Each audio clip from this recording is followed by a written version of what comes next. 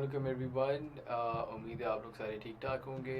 और पिछली वीडियो की हद तक आप लोग जो ग्रीन हाउस इफ़ेक्ट है और क्लाइमेट चेंज इसका जो लिंक है उसको आप लोग सही से समझ चुके होंगे। मुझे उम्मीद है कि आप लोग की उसके बारे में जो अंडरस्टैंडिंग है वो एक फाउंडेशन की हद तक जो है वो बन चुकी होगी।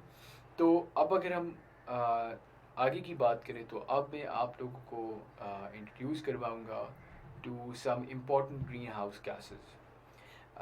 ऐसी गैसेस जो कि ग्रीन हाउस इफ़ेक्ट को इन्हांस कर रही हैं और काफ़ी ज़्यादा मिकदार में हम इंसानों की वजह से हमारी जो आउटर एटमॉस्फेयर है और एटमॉस्फेयर इन जनरल उसके अंदर इमिट हो रही हैं।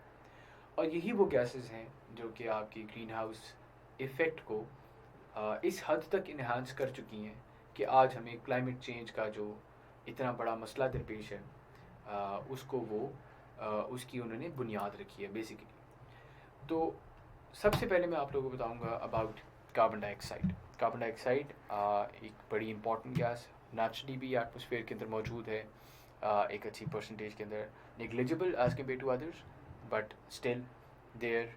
और इसलिए उसको तो इग्नोर नहीं किया जा सकता। कार्बन डाइऑक्साइड की सोर्सेज क्या हैं, किन सोर्सेज के तहत? अब ये सोर्सेज में बात कर रहा हूँ आपकी जो एंथ्रोपोजेनिक एक्टिविटीज़ हैं यानी ह्यूमन एक्टिविटीज़ ऐसी कौन सी हैं जो कि कार्बन डाइऑक्साइड को इमिट करती हैं इन दी एटमॉस्फेयर। तो उसके अंदर सर फहरस्त आपकी आ जाता है फॉसिल फ्यूल्स और उनकी बर्निंग। अब फॉसिल फ्यूल बर्निंग जो है वो हर तरह की और हर इंडस्ट्री की, it may be transportation industry, उसका fuel burning, industrial processes of any sort, energy generation, ठीक है, आपकी या तो बेसिकली फॉसिल फ्यूल बर्निंग के अंदर ये कुछ चीज़ें आ जाती हैं जिसके तहत आपकी फॉसिल फ्यूल बर्निंग हो रही है। फॉसिल फ्यूल्स में आपके ऑयल, गैस, कोल, ये मेजर आपके हाइड्रोकार्बन्स इनको कहते हैं, या फॉसिल फ्यूल्स आप कहते हैं आसान लफ्ज़ों में। तो ये तमाम चीज़ें आ जाती हैं, ठीक है। तो एक तो ये होगी बात। इसके अलावा आपकी बायोलॉजिकल मटेरियल जब वो डीकम्पोज होती हैं तब वो भी कार्बन डाइऑक्साइड जो है उनका बायस बनते हैं, ठीक है, कार्बन डाइऑक्साइड वो भी रिलीज़ करते हैं। तो इसलिए ये एक बड़ी ज़्यादा कॉमन रिलीज़ की गई गैस जो है वो बन जाती है। ये इतनी ज़्यादा हार्मफुल क्यों है? It is harmful because of the amount in which it is being released, ठीक है। आप आगे मैं आप लोगों को एक चार्ट दिखाऊंगा जिसके अंदर I will be showing you the the distribution of the emissions, ठीक है, कि कौन कौन सी गैस सबसे ज़्यादा रिलीज़ हो रही है, कौन कौन सी गैस जो है वो कम रिलीज़ हो रही है, उसके बारे में आपको अभी आगे मैं चार्ट दिखाता हूँ। तो आप उसमें भी देखेंगे कि तकरीबन 70% से ज़्यादा जो रिलीज़ की जाने वाली गैस है that is carbon dioxide, and this is what makes it very dangerous, ठीक है। अदरवाइज अगर कार्बन डाइऑक्साइड की मैं आपको जनरली बात बताऊँ तो carbon dioxide as compared to other gases जैसे methane, N2O, and for that matter fluorinated gases as well, उनके कंपैरिजन में एक एक नेचुरल इन्वायरमेंट के अंदर ये बड़ी कम हार्मफुल है। उनका जो ग्लोबल वार्मिंग पोटेंशियल है वो ज़्यादा है, ठीक है। ग्लोबल वार्मिंग पोटेंशियल क्या होता है? It is just an analysis of how harmful a gas can be when it comes to global warming या climate change, बड़े आसान अल्फाज में। तो ये तो ग्लोबल वार्मिंग पोटेंशियल है। अच्छा, कार्बन डाइऑक्साइड को रिमूव कैसे किया जाए एटमॉस्फेयर में से? तो उसका आसान जो नेचुरल तरीका है वो आ जाता है आपके सेक्वेस्ट्रेशन का। सेक्वेस्ट्रेशन, दरख्त लगाएं, दरख्त लगाएंगे तो वो ज़्यादा एब्जॉर्ब करेंगे क्योंकि दरख्त आपके नेचुरल सिंक्स हैं जो कि कार्बन डाइऑक्साइड को एब्जॉर्ब करते आए हैं हमेशा से, और अगर आप अभी भी लगाएंगे तो वो यही काम करेंगे। इसी मंतक के तहत अगर आप लोगों को अभी पता हो, बॉर्न चैलेंज है, एक इंट्रोड्यूस किया गया था आफ्टर पेरिस एग्रीमेंट, और ये चैलेंज था कि एक सर्टेन अमाउंट या एक सर्टेन क्वांटिटी के दरख्त आप लोगों ने लगाने थे, जो जो भी मुल्क उसमें पार्टिसिपेट करते हैं। अभी रिसेंटली हम लोगों ने सुना ना कि पाकिस्तान ने एक अचीवमेंट जिसका टाइम फ्रेम 10 साल का था वो पहले ही अचीव कर ली। तो वो कौन सी अचीवमेंट है? वो ये बॉर्न चैलेंज है जिसके अंदर हम लोगों ने बिलियन ट्री सुनामी के तहत जो है अचीव किया है। तो ये तो खैर मैं थोड़ा सा डेविएट कर गया टॉपिक से, बट एक एडिशनल इन्फॉर्मेशन जो कि आप लोगों को मैंने बताना ज़रूरी समझा। तो ओवरऑल देखा जाए वो जो मैं कॉन्सेंट्रेशन की बात कर रहा था, 30% increase in carbon dioxide concentration since industrial revolution, ठीक है। 30% तकरीबन वही 1/3 जो मैं आपको बता रहा था 33 बनता है, लेकिन वही तकरीबन 30% इंक्रीज आपका बन गया 298 से 398 ppm तक अगर आप हिसाब लगा लें, ठीक है। So it's almost 33% increase in the concentration of carbon dioxide in the atmosphere. This is what makes it very very harmful. दूसरी गैस आ जाती है methane. Methane is 24 to 26 times more harmful than carbon dioxide when it comes to global warming। इसीलिए हम इसके कहते हैं इसका global warming potential जो है वो 24 या 26 है। कार्बन डाइऑक्साइड का GWP होता है, यानी global warming potential 1। Why? Because carbon dioxide is the reference. इसको रेफरेंस रखते हुए मीथेन का 24 या 26 बनता है, विच असेंशली मीन्स कि ये CO2 से 24 से 26 गुना ज़्यादा हार्मफुल है। अच्छा, मीथेन इज इमिटेड कब इमिट की जाती है? During the production and transportation of coal, natural gas and oil. Production और ट्रांसपोर्टेशन के दौरान इसकी हो रहा है। प्लस मीथेन का जो सबसे ज़्यादा बड़ा मसला है, मीथेन का मसला आ जाता है लाइफ स्टॉक का। लाइफ स्टॉक जो है अपने कार्बन से और बाकी चीज़ों से जो है मीथेन गैस प्रोड्यूस कर रहा होता है। Plus the decay of organic waste, essentially decay की वजह से मीथेन है जो कि रिलीज़ होती है आपकी हवा में। तो मीथेन की although quantity as compared to carbon dioxide बहुत कम है, बट चूंकि उसका ग्लोबल वार्मिंग पोटेंशियल बहुत ज़्यादा है, इसलिए it becomes a very important green house gas. ठीक है जी। इसी तरह आ जाते हैं N2O के ऊपर बात करें। N2O कब इमिट होता है? N2O भी nitrous oxide, it is emitted during agricultural and industrial activities, combustion of fossil fuels, solid waste, और ख़ुसूसन ये इमिट होना शुरू हुआ है आफ्टर एग्रीकल्चरल या ग्रीन रेवोल्यूशन जो हम लोगों ने पिछले टाइम पे पढ़ी 1930s की जो आई थी नॉर्मन बोरलॉग वाली। उसमें जब फर्टिलाइजर्स को इंट्रोड्यूस किया गया तो एक्सेसिव यूज़ ऑफ फर्टिलाइजर्स जो है वो भी हवा में जो है N2O को रिलीज़ करता है, and N2O at the end of the day is a green house gas. So N2O का वहाँ से हमें पता चल जाता है। फिर अगर बात की जाए फ्लोरिनेटेड गैसेस, फ्लोरिनेटेड गैसेस कौन सी होती हैं? जो हम सुनते नहीं हैं, एरोसोल्स, हाइड्रोफ्लोरोकार्बन्स, क्लोरोफ्लोरोकार्बन्स, ठीक है।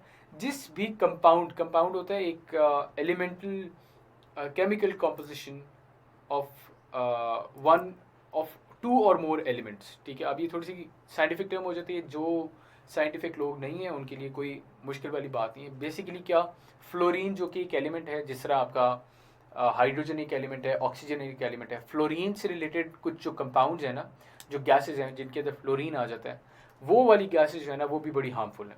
वो इस हद तक हार्मफुल हैं कि इनमें से कुछ के जो ग्लोबल वार्मिंग पोटेंशियल है इट इज़ अराउंड 6000 to 7000, यानी ये इनमें से कुछ ऐसी गैसेज हैं जिनका ग्लोबल वार्मिंग पोटेंशियल यानी ये कार्बन डाइऑक्साइड से 6000 से 7000 ज़्यादा गुना हार्मफुल गैसेज हैं, ठीक है। फिर वही बात, इनकी मकदार हवा में कम होगी, लेकिन इनकी मकदार इस बारे में एक इम्पॉर्टेंट मेट्रिक नहीं बनता। मेट्रिक क्या बनता है? मेट्रिक बनता है इनका ग्लोबल वार्मिंग पोटेंशियल, और वो बहुत ज़्यादा है, जैसे कि मैंने आपको बताया। इस वजह से इट बिकम्स वेरी प्रॉब्लमेटिक, ठीक है। यही वो गैसेज हैं जिन्होंने फिर जाके ओजोन डिप्लीशन भी की, तो ये बड़ी हार्मफुल है। और ये बड़ा इनका कॉमन यूज़ है। कहाँ कहाँ यूज़ है? एयर कंडीशनर्स में, गाड़ियों में, आपके एरोसोल्स में, हर जगह इनका इस्तेमाल होता है। आप में से अक्सर लोगों ने सुना होगा घरों में आप लोगों के एयर कंडीशनर्स लगे हुए हैं, फ्रिजेस हैं, फ्रीज़र्स हैं। कभी कभी अगर वो ख़राब हो जाए और आप लोगों ने अपने इलेक्ट्रिशियन को बुलाया हो, तो वो आके कहता है कि सर या बाजी ये इसकी गैस ख़त्म हो गई है। तो वो कौन सी गैस होती है? क्या वो CNG होती है? पेट्रोल तो खैर गैस नहीं है, लेकिन लिक्विफाइड को नेचुरल गैस होती है? नहीं, वो ये इन गैसेस की बात कर रहा होता है कि इसके जो गैस है ना, इसके अंदर जो ये कूलेंट है वो ख़त्म हो गया। सो ये gases are very important, these gases are very important for refrigeration and how it basically जो मैकेनिकल इंजीनियरिंग की टर्म आ जाती है उसमें।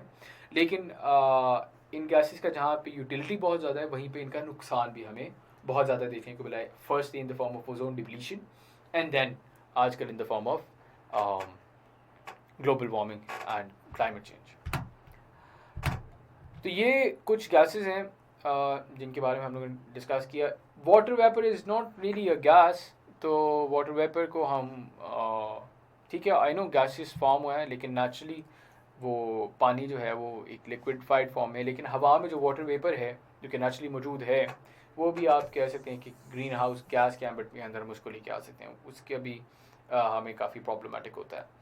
फिर ये आप देख सकते हैं, ये मैंने सिर्फ और सिर्फ आपकी एलिमेंटल पिक्चर्स दी, आपकी कह सकते हैं केमिकल पिक्चर्स दी हैं, केमिकल कॉम्पोजिशन दिखाने की आप लोग कोशिश की है। N2O जैसा ये कह रहा है, नाइट्रोजन के 2 मॉलिक्यूल्स, इनका एक कोवलेंट बॉन्ड बना विद ऑक्सीजन। तो कार्बन डाइऑक्साइड, कार्बन का एक आप कह लें एलिमेंट, एंड एक एटम कार्बन का और 2 एटम्स आपके आगे ऑक्सीजन के, ठीक है। In the same manner CH4 then again covalent bond, इसकी भी आप लोग देख सकते हैं।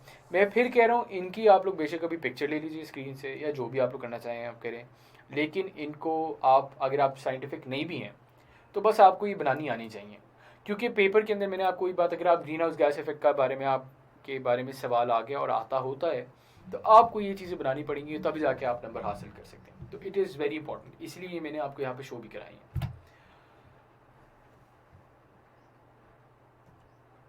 एक सेक, अगर इसको मैं इरेज कर दूँ आप लोगों के लिए ताकि आप लोगों की आसानी हो जाए।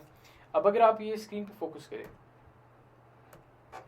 तो ये आपके, मैंने आपको बताया जैसे ये आपकी कैरेक्टराइजेशन है of the gases are being emitted. अगर आप देखिए carbon dioxide through fossil fuel and industrial process वो 65% अकाउंट करता है। Carbon dioxide through forestry and other land use, जिसके अंदर डिफॉरेस्टेशन हो गई, बाकी चीज़ें हो गई, अर्बनाइजेशन हो गई, वो 11% काउंट करता है। सो ओवरऑल देखिए 65 + 11 76% आपकी जो इमिशंस हो रही हैं एंथ्रोपोजेनिक एक्टिविटीज़ की वजह से, एंथ्रोपोजेनिक को ज़हन में रखिएगा, that are due to carbon dioxide. वो कार्बन डाइऑक्साइड की कंट्रीब्यूशन कर रही है। 16% आपका मीथेन है, N2O आपका 6%, एंड F गैसेज यानी फ्लोरिनेटेड गैसेज 2%, ठीक है। So this is the composition of the green house gases that are present in the air due to the anthropogenic activities. उम्मीद है आप लोग को ये सारी बातें समझ आ गई होंगी, कोई इतनी मुश्किल बात नहीं थी। इट्स वेरी, एक बड़ी स्ट्रेट फॉरवर्ड सी बातें थी सारी की सारी अभी तक इस वीडियो में जो की गई हैं। तो इनको समझिए, इनको एब्जॉर्ब करें, याद कीजिए, और इसी के साथ आप लोगों से इस वीडियो की हद तक मैं इजाज़त चाहता हूँ। आपकी समाअतों का शुक्रिया, और अगली वीडियो में मुलाकात होती है जिसके अंदर we'll be talking about the indicators of climate